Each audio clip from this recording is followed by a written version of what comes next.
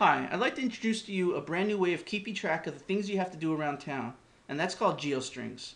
GeoStrings is an app for the WebOS mobile platform, the Palm Pre and the Palm Pixie. So let's go ahead and get started. This is the starting screen of GeoStrings. It shows you your currently active GeoStrings, and right now I have none. GeoStrings, the name comes from geo, which is location, and string, which is a string on your finger to help remind you of things. So in GeoStrings, I can list my active ones, my inactive ones, my favorites, and the history of all GeoStrings that I've ever added in. I can also view my locations, which get automatically saved whenever I add a new GeoString.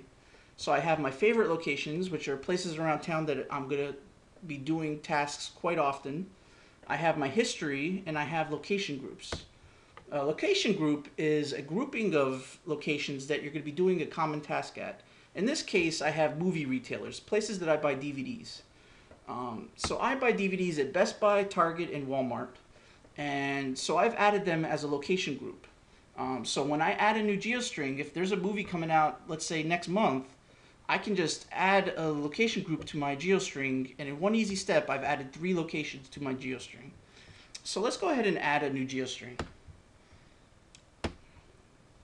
So we need to add a title. So in this case, I'm going to pick up a DVD. Pick up Star Trek DVD. We now have to add a location, and there are many ways to add locations. One is a business search.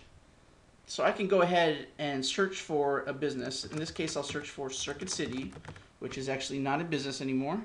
And it knows my location automatically, my city and state, so I didn't have to enter those in, but I could if I wanted to. So let's go ahead and hit search. And it's going to find all of the Circuit Cities within my vicinity. And I'm going to choose this one. And we'll add that to our GeoString. Another way to add locations is the favorites icon. So I can go ahead and go to my favorite locations that I've already entered in before. I can also go to my history, and I can go to my location group. So I'm going to go ahead and add all my movie retailers. And in one shot, they're all there. I can also add in, type in an address manually by tapping this icon. I can search my current location and save that as a location by tapping this icon. And I could choose a contact that's in my contact list and select them if they have an address. And right now I have no contacts on my emulator, so I won't do that.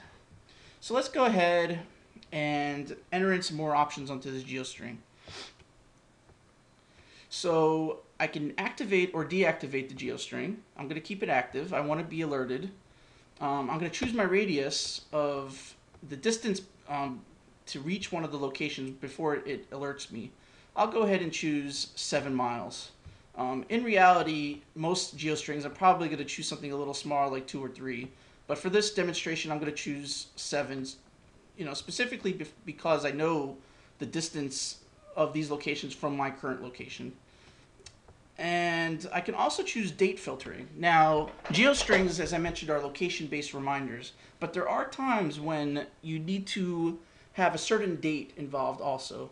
So in the example of a movie, a particular movie may not be released until a certain date, and I don't want to get reminded every time I go to Circuit City, Best Buy, Target, or Walmart because the movie's not out, so why get reminded? So I'm going to go ahead and choose a start date for this one if I want to.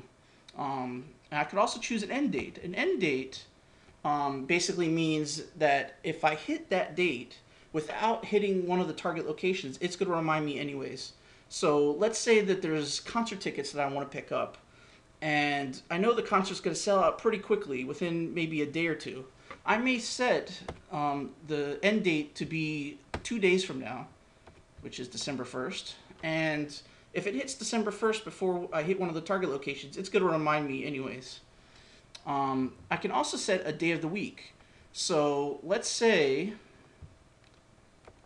I'm going to set Monday, Tuesday, Wednesday, Thursday, Friday. So let's say there's a particular task I need to do at work, and I only want to be reminded Monday through Friday because that's when I work. On Saturday and Sunday, if I happen to drive by my job, I don't want to be reminded. So it lets me add that option. The other options I have is I could save this GeoString as a favorite. So if this is going to be something I'm going to be doing on a recurring basis, like buying a movie, then I may add that as a favorite, because when I have another movie I have to buy next month, I could just go ahead and come into this GeoString and change this to some other movie, and then I could reactivate the GeoString, and then I'll be done, and I don't have to do anything else. It'll be very quick and easy. I can also add as an option to delete the GeoString once the target location is reached. And all locations by default are saved in the history. But if there's something that's going to be a one-time reminder that I know I'm never going to have to do again, and I don't want to clutter up my history with it, I'm going to go ahead and delete it. So let's go ahead and choose that option for this one. Now I'm going to go ahead and hit back, and I've added this GeoString. Pick up some other movie, DVD, and my locations that I'm going to be doing that at are Circuit City, Best Buy, Target, and Walmart. So let's go to our history real quick. Another thing you can do on all these lists is sort alphabetically. Either way, you can go A to Z or Z to A. Another thing which is interesting that I've added here is this question mark on all the screens. So a person that's new to this interface may not know what this little pin does, or may not know what this little plus sign does, may not know what this little arrow does. So I'm going to go ahead and hit question mark. And all the things I could do on a particular screen, it's going to show me what I could do. So if I don't know what this arrow mark is, it tells me that it changes the alphabetical sort order. And again, I have this even on this screen. I can go ahead and hit this, and all the things I could do, it shows me. It shows me that this is day of the week alert checking, which I went over. So it's just a nice little touch. Instead of having just a static help page, this is what I call an interactive help system. Now to save this GeoString, I hit back before. You can also hit the save icon. And in this case, it says the title has not been entered in. Do you want to continue or discard? Let me continue. And let me add a title. Some title. And I'll add a quick location, which is at my current location, just to do another GeoString real quick. Home. I'll save that as a favorite. So I'm doing something at home, and I'm going to go ahead and add it. So this is GeoStrings basically. So now I have 2 active GeoStrings. Now I'm going to go ahead and close the app, and now basically it's running in the background, or specifically it's going to be running in the background at a specific interval. It's not going to be running continuously to drain the battery continuously. I've set it up with specific logic so that it only runs when it has to run, and it only runs when you have active GeoStrings. So it's very intelligent about what it does. And it's going to be running in the background, and eventually when I hit those locations, it'll come up with a reminder. It'll come up with a little pop-up, it'll come up with a beeping noise or a vibration based upon your current device settings.